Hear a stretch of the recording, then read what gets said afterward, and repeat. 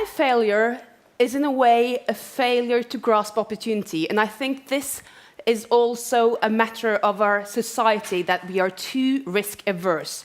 And a fabulous failure, on the other hand, it's a failure to reach your goals, but it's on the other hand, sorry, I'm going to need these. The outcome is going to be better than anticipated. Now, when I was 16, I was top of my class, and I was bored. I applied to get into a school that was more challenging. I got in. It was great, but I didn't anticipate that I would be mediocre. I was now in the middle of my class, and instead of stepping up, doing more, I did even less. And I'm sorry, I'm so stressed out now by the time saying that I've got 11 minutes left, which is not true, because you have actually been stealing from my time. Can you deal with this? I can deal with it. I just had to say it so that you know that when I go over, it's not my fault. It's not my failure this time. Anyway, came to this other school, looked like this, looked like Hogwarts, met all these other fascinating people who had also been top of their classes, and I was mediocre, and instead of doing more, I did less. And the school counselor, some months before graduating, he told me, "You know, Chris, not everyone is destined to go to university." I thought that was a grave insult, so I clenched my teeth together. I got my act. My exams, in the end, were okay. Not great, but okay. I didn't get into the top study I wanted, but I got into studying computer science in Tromsø, which was great because once there, I got to see that I could do other things, and I switched studies, did a master's degree in social anthropology, and I got that school counselor back. I was suited to go to university. But now, some years later, I'm thinking that my real failure was the failure to listen to his advice, because I was still stuck in the same one linear conception of success. Now, if you look at this, I was there, top of my class, then the measure of success heightened. I did even less. Then I got back into an easier study, and I'd kind of accepted to be in the top third, not the top. And I thought I was okay. And then I started working as a contract researcher.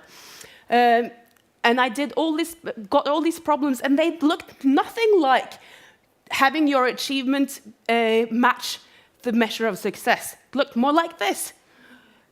It was often uncertain. What is success here? And what should you do to achieve that success? One example of this was these people from Kyrksæterøra, who, amongst other things, went to Oslo to teach people how to pronounce their name, because they thought it was so difficult. Another of their ventures was the Norwegian Museums of Failures, and they commissioned me to write a scientific report on whether it was useful to work with failures. And now, the Museum of Failures was a great idea, however, it's dormant. We don't know whether it's a success or a failure, because they're still saying, yeah, we're working on it, we're coming somewhere, you did a great job, but we don't know. And I think that's something we have to deal with when working with failures. Under the way, you're not sure whether what you're working on will be a failure or a success. One of the things that I took out of this was this quote: "Try again, fail better." How many of you have seen it before? Okay, quite a few people. How many of you think that Steve Jobs has said it? Okay, good. Because it's actually said by Samuel Beckett. He's the Nobel laureate that wrote Waiting for Godot and Endgame, and this was late in his career, Worstward Ho. And he's proposing a different way of approaching failure, and I'm going to challenge you. What would be the next line of this poem? What's kind of the implication of this? Good one. Any more? You win next time. Maybe? I've got 3 suggestions. See which one of them you like best. And I've got an example of failing better. It's, you know, I failed again, because now I'm doing a PhD on people who achieve success in alternative ways. This is Roy. He is a farmer in Lofoten, and as you can see, he's not your usual farmer, because he's decided that he wants to be a farmer right where he's at, and that makes a challenge that he has to solve. And amongst other things, he started the two-wheel tractor festival. And that was successful for, 2 years, 3 years, and then the market for two-wheel tractor festivals was off, and now he's doing a traditional country and western festival. He's also tried himself on, he's got the top world championships in topless sledding. And he's got his ice cream production. And here you see he's celebrating with champagne. He read everything there was to read on ice cream production. And as he tried his first batch, this is it. It tasted nice, but it looked like cheese. So failure. And he had to go, and then he learned how to actually make ice cream, but now he needs a new production facility, so he's building that. So he's trying again, he's failing better and failing better. But the implication of trying again and keeping the same goal is keeping the same measure of success as I did. It's kind of, and then at last you will succeed. Now you're getting where I want to be with this implication stuff. Now, Samuel Beckett didn't believe in success at all. I know this because I've read the better parts of Worst Were Hold, and what he thought, even though he was a Nobel laureate, he thought that whenever you're trying to communicate something to somebody, they're going to make their own interpretation. And of course, he was right, because he thought that you can only fail better. You can fail better and fail better and fail better, for better or worse, that's what we're going to be doing. So instead of setting that measure of success so high, he suggests that we set it at the merest minimum. What is the least we can expect to get out of it? For example, 2 college dropouts tried to sell their technology to several internet search companies. Then they realized their most important goal was to get their technology out there, and then they had to start their own company. What a failure. It was called Google. And all of this morning actually was kind of a startup to this, people setting a minimum for what they wanted to do and then failing over that. Airbnb, they were trying to do something else, they needed some money. So that's where you got that going. But I have to say, even though it is not planned, you can't take this to be luck. Another old example is, oh, I'm so sorry. This is Alexander Fleming. He invented or discovered penicillin, and the usual story goes that he suddenly discovered one of his petri dishes had been contaminated, and that was penicillin. Now that story is based on him being a brilliant theoretician, but a kind of sloppy lab technician. And that's bad advice to take away, that we should do sloppy handiwork. But really, what he was doing was that, you see his lab, it was pretty crowded, and his samples had to stay out for a long period of time, because he was trying to find something that would kill off bacteria but leave human tissue alive. And things got contaminated quite often, but instead of just throwing them away and throwing them away and failing better and failing better and failing better, every single time he had a failure, he looked at them. He knew exactly what a failure looked like. And that's the great takeaway. You should know what your failure look like, and you should create variations so that you have different things to fail at.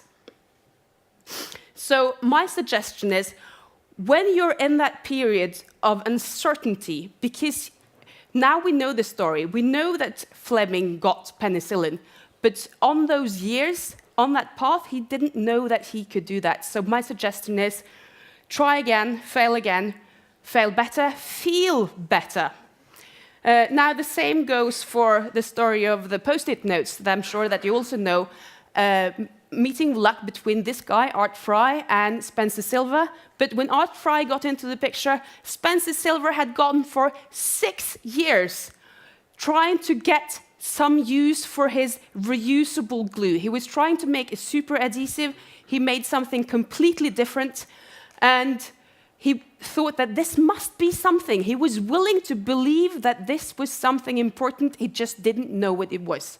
So every single time that he presented it, I'm assuming that he thought, well, done it once more, now I feel better, know that it's out there once more.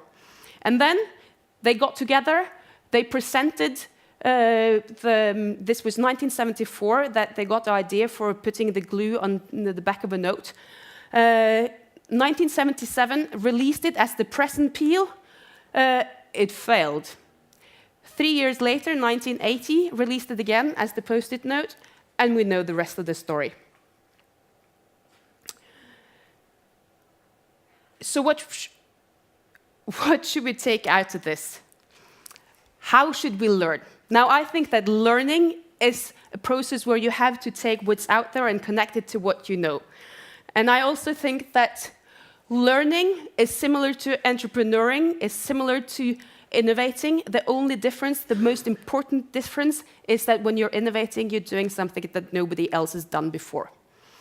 So my simple tool, I've been thinking, what can I do that can teach me to become that kind of person that Rolf Afseb wants to work with? And my answer is, I ask myself a simple question. What is the least I can do? And I do this in both my areas of work. Now, I've got 2 areas of work. The one is my job, where I'm writing a PhD, and the other one is at home, where I'm trying to run a family that is happy and healthy and fed and fit. And for my home arena, I know what a clean home looks like. It's just that I can't do it without keeping my family unhappy. For example, I'm trying to prevent getting more work. I used to have my standard to be